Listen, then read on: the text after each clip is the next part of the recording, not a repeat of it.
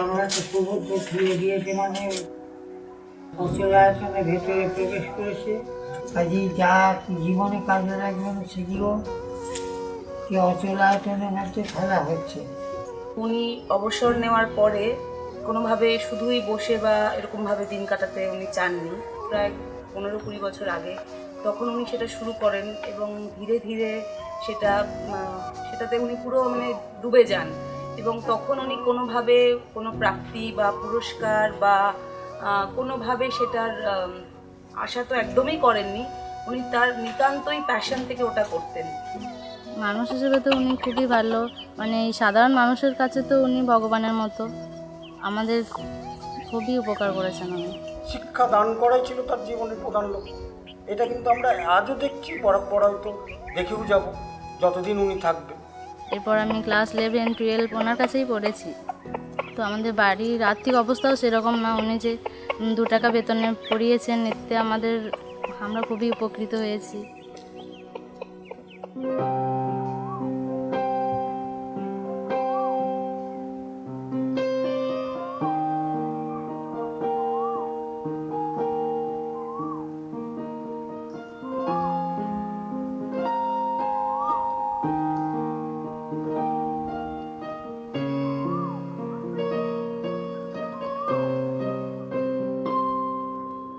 তোমার কাছে এবার মাঙ্গি মরণ হতে যেন জাগে গানের সুরে,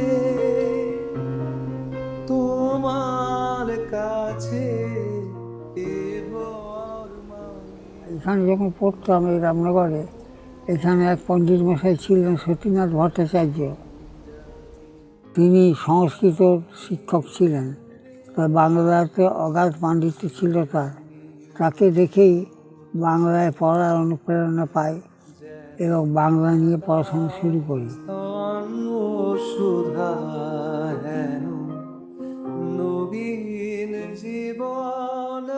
উনি প্রথম থেকেই ভালো ছিলেন এবং প্রত্যেক সাবজেক্টেই ওনার দখল আছে।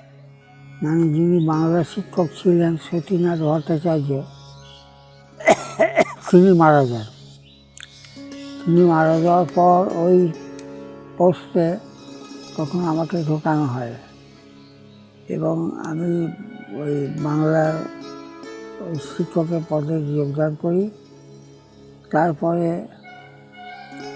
বিডি ট্রেনিং নিই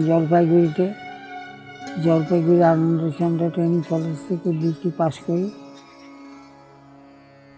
তারপর স্থায়ীভাবে এখানে শিক্ষকের পদে কাজকর্ম শুরু করি। উনি তো শিক্ষা নিয়েই থাকেন এবং দেখছি যে এই গ্রাম বা এই অঞ্চলের বহু দুস্থ লোক আছে যারা পয়সার জন্য পড়তে পেরেছে না। তখন ওরা খানিকটা হয়ে গেল, 1 টাকায় মাস্টারমশাই পড়াবেন। তখন ওরা বলল, হ্যাঁ স্যার 1 টাকা আমরা দিতে পারবো। তখনকার দিনে চেষ্টা করলে আমি হয়তো কোথাও চাকরি বাকরি জোগাড় করে নিয়ে চলে যেতে পারতাম, কিন্তু আমি দেখেছিলাম আমাদের এই এলাকা সব দিক থেকে, শিক্ষাগত দিক থেকে, অর্থনৈতিক দিক থেকে অত্যন্ত দুর্বল। কাজে এই সময়টা তাদের পাশে যদি না দাঁড়ানো যায় তাহলে তারা অগ্রগতি তাদের অনেকখানি ব্যাহত হবে। সেই জন্যে তাদের সঙ্গে থেকে, তাদের সঙ্গে নিয়ে এই এলাকার উন্নয়ন ঘটাবো, এই পরিকল্পনা করি। আমি কিন্তু এখান থেকে আর যাইনি। পুষ্প ভরা আমাদের বসুন্ধরা, তাহার মাঝে আছে দেশ এক, সকল দেশের সেরা। মাস্টারমশাইটাই বেশি ভালো লাগে। স্যারটার মধ্যে একটু দূরত্ব থাকে, কিন্তু মাস্টারমশাই বললে মনে হয় একবার কাছের মানুষ হয়ে গেছে।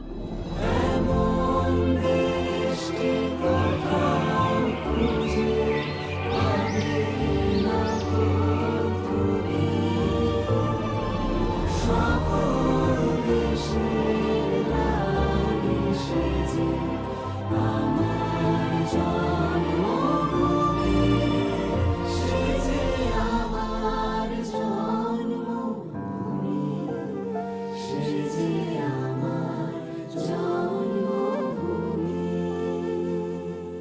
আমি শিক্ষকতা থেকে রিটায়ার করি 2004 সালে, এবং রিটায়ার করার পর আমি ভাবছিলাম কী করব, কারণ আমি তো অন্য কোনো কাজ জানি না একমাত্র এই পড়ানো ছাড়া।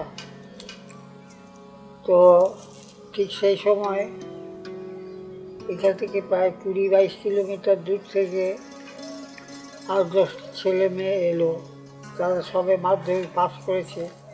বলে, স্যার আপনার কাছে পড়বো। তো আমি বললাম, তোরা যদি অত দূর থেকে আসতে পারিস তো আমি পড়িয়ে দেবো, আমি তো বাড়িতেই থাকি। আমি একটা কাজ পেয়ে গেলাম।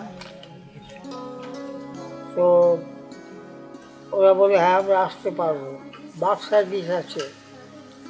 কিন্তু ওরা বলে যে, স্যার আমাদের গ্রাম বাংলার বাস তো যায় তো আসে না, আসে তো যায় না, কাজে বাসের ভরসায় তো আমরা আসতে পারবো না, আমরা সাইকেলে আসবো। বলে, তাই আসে। একা সুভদ্রের প্রতি দয়া করে উনি কি আমাদের সকলে অমঙ্গল ঘটাবে? সেই ওরা আসতে শুরু করলো এবং বললে, স্যার আমরা চাষিবাসী ঘরের ছেলে মেয়ে, তারপর আপনাকে যদি টিউশন ফি দিতে হয় তাহলে আমরা কিন্তু পড়তে পারবো না। তাই বললেন, আমাকে টিউশন ফি দিতে হবে না, আমার টিউশন ফি হচ্ছে বছরে 1 টাকা, দিবি তো? ওরা খুব খুশি, বলে, হ্যাঁ স্যার দেবো, সেই সঙ্গে আপনাকে 4টি করে চকলেট দেবো, এটা বাস হতেই হবে। সেই আমার পড়ানো শুরু হলো।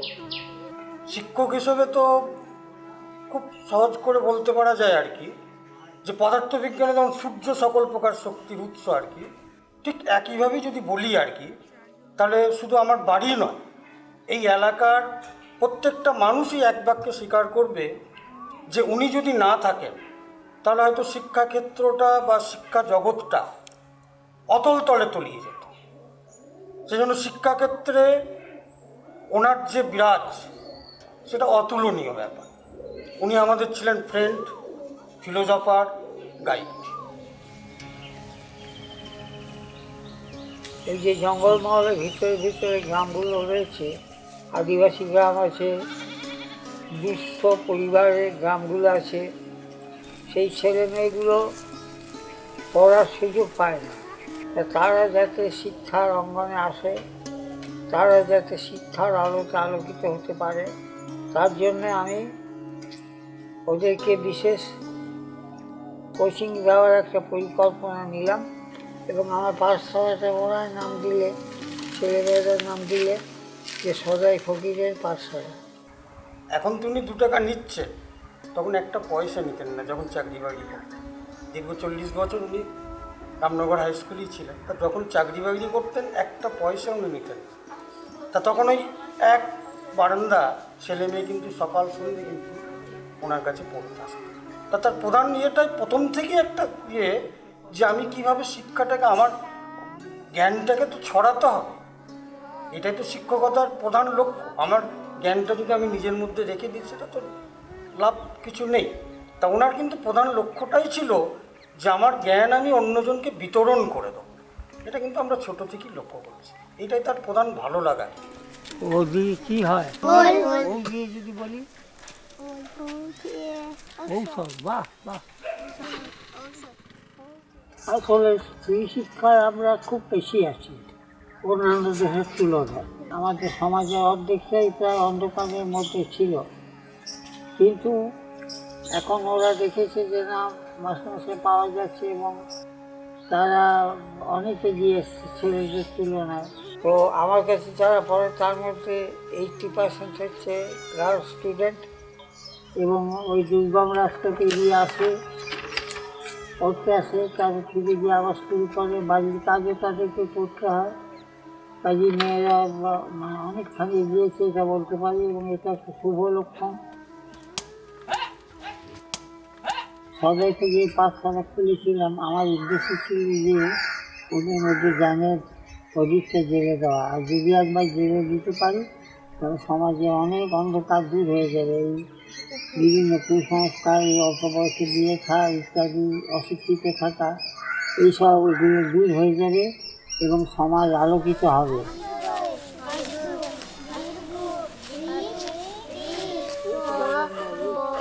উনি বরাবরই একটু আহ, আহ, মানে আত্মমগ্ন লোক। উনি সবসময় একটু নিজের জগতে থাকতেই পছন্দ করতেন। এই পরিবারের সবাই আমাকে সহযোগিতা করে। মানে আমি পরিবারে সময় দিতে পারি না বলে ওরা যে ক্ষুণ্ণ হয় তা নয়, ওরাও আমার এই কাজে পরিপূর্ণভাবে সহযোগিতা করে, যাতে আমার যে ইচ্ছাটা সেই ইচ্ছাটা সম্পূর্ণ হয়। এলাকার মানুষদের যাতে উপকারে লাগতে পারি আমি, সেই জন্য ওরা আমাকে, ভাইরা বোনেরা সবাই সহযোগিতা করে।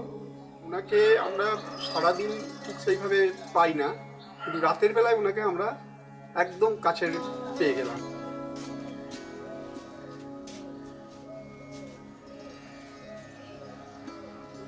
যে আমার স্ত্রী আমাকে যথেষ্ট সহায়তা করেছিল, ওই সংসার চালানোর যন্ত্রণাটা নিজেই ভোগ করেছিল। তো ও না থাকলে আমি হয়তো এতটা আমার এই পরিকল্পনাটাকে এতটা এগিয়ে নিয়ে যেতে পারতাম না। ও পেছনে থেকে আমাকে পুরোপুরি সহায়তা করে গেছে। 50 বছর ওপরে তাদের বৈবাহিক জীবন, এবং প্রত্যেকটা মুহূর্তে যে ঠাকুমাকে দেখেছি যে দাদুর কাজে বাধা দেওয়া তা নয়, দাদুর কাজে হেল্প করা, বরং গিয়ে নিজে থেকে হেল্প করা, হ্যাঁ, দাদুকে আরও উৎসাহ যোগানো। খুব মানে এখনকার দিনে ওই স্বামী স্ত্রীর মধ্যে ওইরকম কেমিস্ট্রি খুব একটা খুঁজে পাওয়া যায় না আর কি। গত বছর আমার স্ত্রী মারা যায়, এবং সে মারা যাওয়ার পর আমার নিজেকে একটু অসহায় মনে হয়, কারণ আমার সব কাজে সে সমর্থন করতো আমাকে।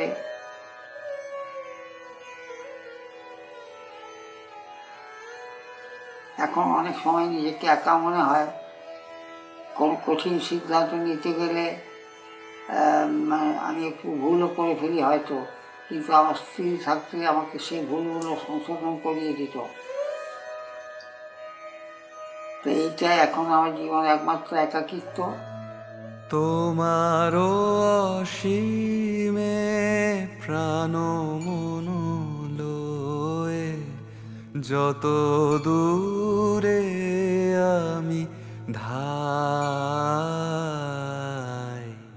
কোথাও দুঃখ, কোথাও মৃত্যু, কোথা বিচ্ছেদ নাই, তোমারও অসীমে প্রাণ মন লয়ে, যত দূরে আমি ধাই।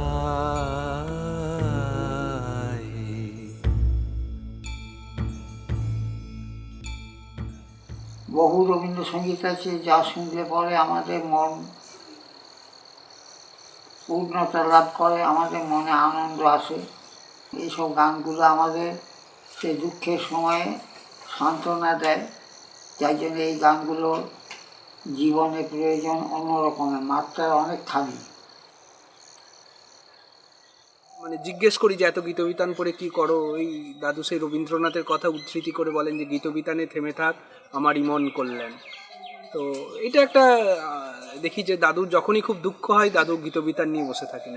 হ্যাঁ, দুঃখ কষ্ট তো আছে জীবনে, সবসময় যে সুখ বা আনন্দ থাকবে তা তো নয়, তাদের সঙ্গে সঙ্গে দুঃখ আসবে, কষ্ট আসবে, তবে সেটাকে সহ্য করে নিতে হয়।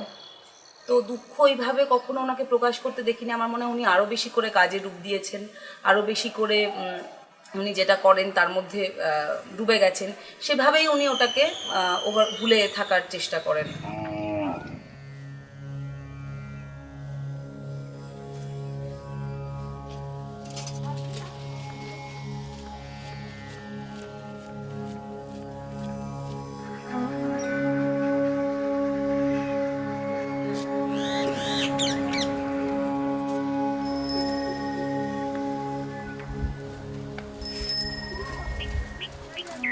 সদাইবাবু অতি শান্ত মানুষ, এবং যে কোনো ছেলেমেয়ের কোনো অসুবিধা হলে উনি সর্বদাই, ওনার মধ্যে কোনো ক্লান্তি বোধ নেই, উনি সর্বদাই ছেলে মেয়েদের উপকার করার চেষ্টা করেন। মানে যে যখন আসে হয়তো স্যার একটা দরখাস্ত লিখে দেন, এটা আমি পাচ্ছি না, সঙ্গে সঙ্গে উনি লিখে দেন। ওনার মধ্যে কোনো মানে ভাব নেই যে করবো না, বিরক্তি ভাব এইসব কোনো ভাব নেই, সদাই। ওই জন্য উনি ফকির, সদাই ফকির ওনাকে সবাই বলেন, আমরাও সব বুঝি।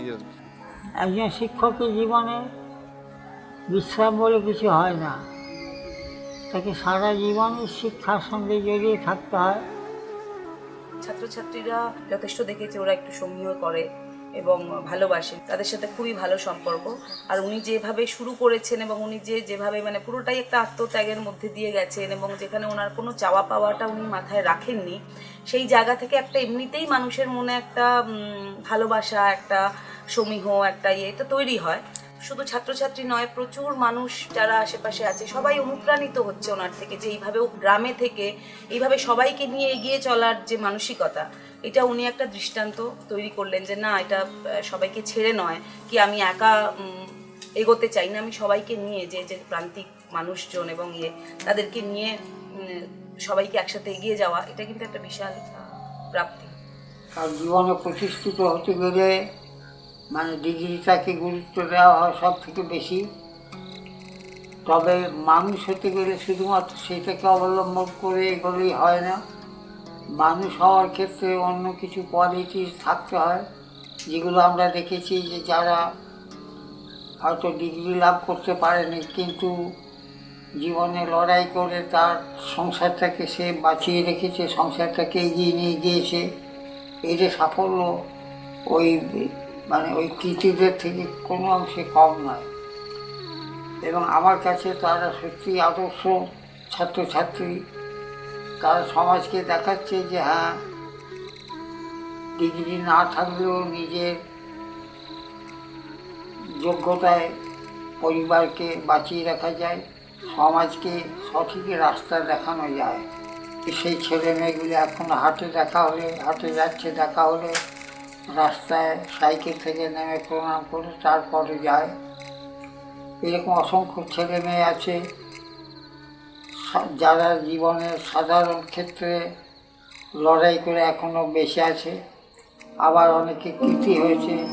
রাজপথে দেখা হলে কেউ যদি গুরু বলে হাত তুলে করে নমস্কার, বলি তবে হাসি মুখে বেঁচে বর্তে থাকো সুখে, স্পর্শ করি কেশ বলি তার।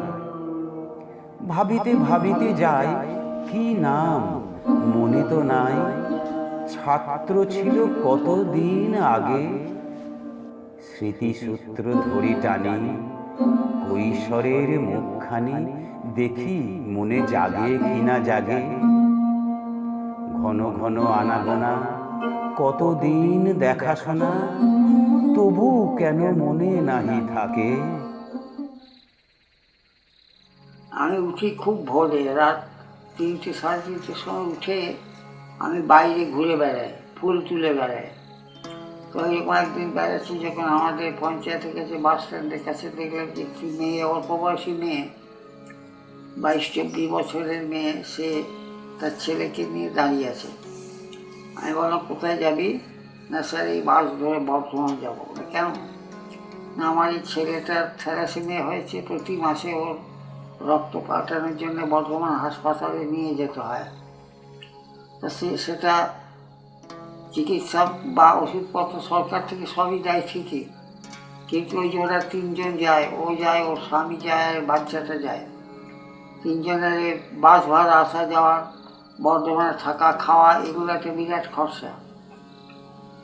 ওই খরচাটা বহন করার মতো ক্ষমতা ওর নাই। তো আমি সেদিন ফিরে এসে আমার পাঠশালার ছেলে মেয়েদের বললাম যে দেখ এরকম ব্যাপার, তোরা সবাই 10 করে টাকা দিবি, তাহলে বাচ্চাটাকে সাহায্য করা যাবে। তো সবাই আগ্রহী হলো এবং সবাই দিতে রাজি হলো। তা সেই বছর ওই বাচ্চাটির মাকে আমরা আমাদের পাঠশালার পক্ষ থেকে 3000 টাকা তুলে দিয়েছিলাম। 2 টাকা করে মানে গুরু দক্ষিণা নেয় এবং সেই 2 টাকাও আবার জমা করে ওই থ্যালাসেমিয়া ইয়েতে রক্তদান দিতে হয়, পাল্টাতে হয়। প্রায় 12 জন না 13 জন ওই রকম ছেলের ছোটো ছোটো বাচ্চাদের ইয়ে করে। শিক্ষার বিষয়ে তো এই গোটা এলাকার ছেলেমেয়েরা ওনার কাছে পড়াশোনা করেছেন প্রায়, হ্যাঁ, এবং শুধু পড়াশোনা নয়, এবং যে যখন কোনো বিপদ আপদে পড়েছে যে স্যার এটা এ করতে হবে, কোনোরূপ সরকারিভাবে সহযোগিতা করার জন্য স্যার যতটুকু করতে হয় তার হয়ে সেটু করেছেন। উনি দীর্ঘ সময় প্রধান ছিলেন রামনগর এই অঞ্চলের। তার আগে ছিলেন আমার দাদু প্রফেসর মহাদেব চট্টোপাধ্যায়, তারপর উনি ছিলেন, এবং সেই সময় দেখেছি মানুষের মানে প্রতি কী সেবা উনি দিয়ে গেছেন। হ্যাঁ, আমি দেখেছি তখন পুকুরে স্নান করতে যেতেন, তেল মেখে পুকুরে স্নান করতে গেছেন, সেই সময় একজন এসে ওই একটা অ্যাটেস্টেড করতে হবে, কোনো একটা ডকুমেন্টের অ্যাটেস্টেড করতে হবে, উনি ওইখানে ওই চান করতে করতেই ওইখানে সইটা করে দিয়ে বলেছেন যা পঞ্চায়েতের স্ট্যাম্পটা নিয়ে নেবে। অবসর যখন থেকে নিয়েছেন তখন থেকে তো উনি আরও বেশি করে কাজের মধ্যে ডুবে গেছেন। অবসর নেওয়ার আগে উনি স্কুলে শিক্ষকতা করতেন, কিন্তু অবসর নেওয়ার পর থেকে উনি তো প্রচণ্ডভাবে উনি এই বাচ্চাদের পড়ানো এবং এর মধ্যেই থাকতেন। এবং সেটা ছাড়াও এই যে গ্রামের প্রচুর প্রান্তিক মানুষ, তারা যারা পড়াশোনা জানে না, তাদের কোথায় কিভাবে কোথায় অ্যাপ্লিকেশন পাঠাতে হবে, কোথায় তারা তাদের বাড়ির ছাদ ভেঙে গেছে কিভাবে তারা সেটার জন্য পঞ্চায়েতের কাছে তারা দরখাস্ত করবে, আপিল করবে, সেগুলো উনি সবসময় সমান তালে, মানে ওনাকে সেজন্য কখনো আমরা দেখিনি যে একবারের জন্য বিরক্ত হয়েছেন। সমানে কিন্তু খুব ধৈর্যের সঙ্গে মানে প্রচুর জনের ওগুলো উনি সারাদিন করতে থাকতেন। কিছু আদিবাসী সাঁওতাল মানে সম্প্রদায়ের মানুষ তাদের পেট চালানোর জন্য চেন্নাইয়ে কাজ করতে যায়, এবং সেখানে কাজ করতে যাওয়ার পর থেকে তাদেরকে ওখানে আটকে দেওয়া হয়, এবং তারা কোনো ক্রমেই বাড়ি ফিরতে পারে না। 3 বছর ধরে তাদের বাড়ির সঙ্গে কোনো যোগাযোগ থাকে না থাকায় ওখানকার একটা আদিবাসী সম্প্রদায়ের ছেলে, ইয়াং ছেলে, কোনো রকম বেরিয়ে আসে, ওখানে রাতের অন্ধকারে বেরিয়ে চলে এসেছিল।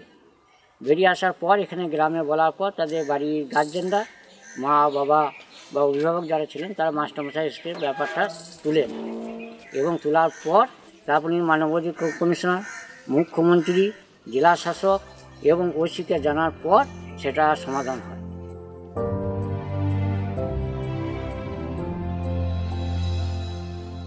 ভাইয়ের মায়ের এত স্নেহ কোথায় গেলে পাবে কেহ, ও মা তোমার চরণ দুটি বক্ষে আমার ধরে, আমার এই দেশেতে জন্ম যেন এই দেশেতেই মরে। পদ্মশ্রী পাওয়ার পর আমার তো সবারও ভালো লেগেছে, আমারও খুবই ভালো লেগেছে যে একটা স্বীকৃতি পেলেন, কিন্তু আমার মনে হয় না যে এটাতে করে আলাদা করে খুব কিছু, কারণ উনি যেভাবে নিজে মানে ডাউন টু আর্থ ওয়েতে উনি থাকেন এবং নিজে যেভাবে করেন, তার মধ্যে যে খুব একটা কিছু পরিবর্তন এসছে সেটা আমার মনে হয় না। তবে একটা স্বীকৃতি সবসময় যে হ্যাঁ অনেক লোকের কাছে পৌঁছে গেছে তার কর্মকাণ্ডের কথা, যেটা হয়তো এমনিতে হয়তো অতজন জানতে পারতেন না, কিন্তু এই স্বীকৃতির জন্য হয়তো সেটা একটু তাড়াতাড়ি লোকের কাছে পৌঁছেছে যে এরকমভাবেও কাজ করা যায়, এরকমভাবেও বাঁচা যায়, এরকমভাবেও দৃষ্টান্ত করা যায়। আমার জীবনেই আমি দেখলাম যে এই সমস্ত পুরস্কার, রাষ্ট্রীয় পুরস্কারের কথা শুনে এসেছি, পদ্মশ্রী, পদ্মভূষণ, পদ্মবিভূষণ ইত্যাদি পুরস্কার রাষ্ট্র থেকে দেওয়া হয়, আমাদের কাজের ভিত্তিতে সেটা শুনে এসেছিলাম। একেবারে জঙ্গলমহলে গ্রাম বাংলা স্কুলের শিক্ষক মশাইকে যে এই সম্মান দেওয়া যায়, এটা আমাদেরকে উৎসাহিত করবে আরও, এই ধরনের কাজ করার ক্ষেত্রে আরও বেশি উৎসাহিত করবে, এবং তাতে সমাজ অনেকখানি এগিয়ে যেতে পারবে বলেই আমি বিশ্বাস করি। প্রত্যন্ত গ্রামে এই যে উনি যে মাস্টারমশাই যে কর্মকাণ্ড যে করেছেন, এইটা যে সেন্ট্রাল গভর্নমেন্টের বা সরকারের, কেন্দ্রীয় সরকারের যে চোখ পড়েছে এই প্রত্যন্ত গ্রামে, এইটা দেখে আমি খুব অভিভূত। একবার কেউ তো কোনো কাজ বিখ্যাত হব বলে সে কাজটা শুরু করে না, কাজটা করতে করতে সে একটা সময় গিয়ে বিখ্যাত হয় আর কি, কাজটা তাকে বিখ্যাত করে তোলে। কারণ একটা শিক্ষকের দায়িত্ব মানুষ তৈরি করা, শুধুমাত্র লেখাপড়া শিখিয়ে শিক্ষিত করা নয়, তারা যাতে মানুষ হয়, সমাজে যাতে তারা নিজেদের আদর্শ হিসেবে গড়ে তুলতে পারে, সেইটাই আমরা মাস্টারমশাইরা তাদের কাছে বেশি প্রত্যাশা করি। আজকের প্রজন্ম অনেক অনুপ্রাণিত হতে পারবে, এবং কিভাবে সোসাইটিকে যে মানে how to give back to society, এটা খুব জরুরি জিনিস, এবং সেটা হয়তো আজকের দিনে আমরা ইঁদুর দৌড়ের প্রতিযোগিতায় আমরা সেটা ভুলে যাই, কিন্তু এই জিনিসগুলো আবার আমাদের পিছনে নিয়ে আসতে, আবার মানে ইন্ট্রোস্পেক্ট করতে, কি আমাদের আরোভাবে দেখতে, অন্যভাবে দেখতে আবার অনুপ্রাণিত করবে, এবং তরুণ প্রজন্মরা অনেকভাবে উপকৃত হবে যে এভাবেও বাঁচা যায়, এভাবেও দৃষ্টান্ত গড়া যায়, এভাবেও সবাইকে নিয়ে চলা যায় আজকের দিনে। পড়ানোর পর যখন তাদের প্রশ্ন করা হয়, তাদের মধ্যে ঢুকে যায়, তখন দেখি যে হ্যাঁ, যেটা বলতে চাইছি সেটা তারা উপলব্ধি করেছে। এইটাই তো স্যাটিসফ্যাকশান। অন্য কাজে এই স্যাটিসফ্যাকশানটা পাওয়া যাবে না, যে আমি যেটা বলতে চাইছি তারা উপলব্ধি করেছে, তারা সেই নিয়ে ভাবতে শুরু করেছে। আমি যে 1 টাকা মাইনেতে টিউশনি পড়াই, বছরে 1 টাকা মাইনেতে, এখন এখানে অনেক ছেলেমেয়ে আমারই ছাত্র, তারা শিক্ষকতা করে, হয়তো তারা শুরু করেছে ওইভাবে ছেলেমেয়ে পড়াতে। তো এইটাই তো সার্থকতা, যে যা বলতে চাইছি, যা করতে চাইছি সেটা মানুষের কাছে পৌঁছে যাচ্ছে। এই জন্যেই শিক্ষকতা বৃত্তিটা অন্য বৃত্তির থেকে সম্পূর্ণ আলাদা।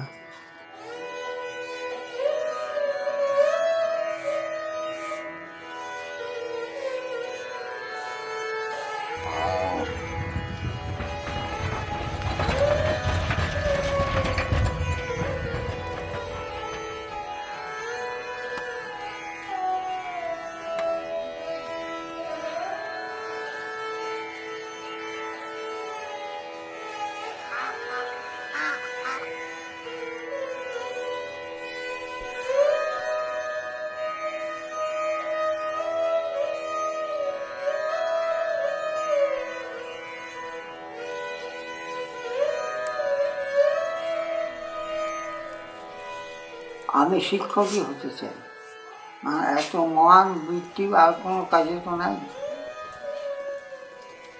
শিক্ষক হওয়ার মতো একটা সার্থক জীবন লাভ করা খুব ভাগ্যের ব্যাপার।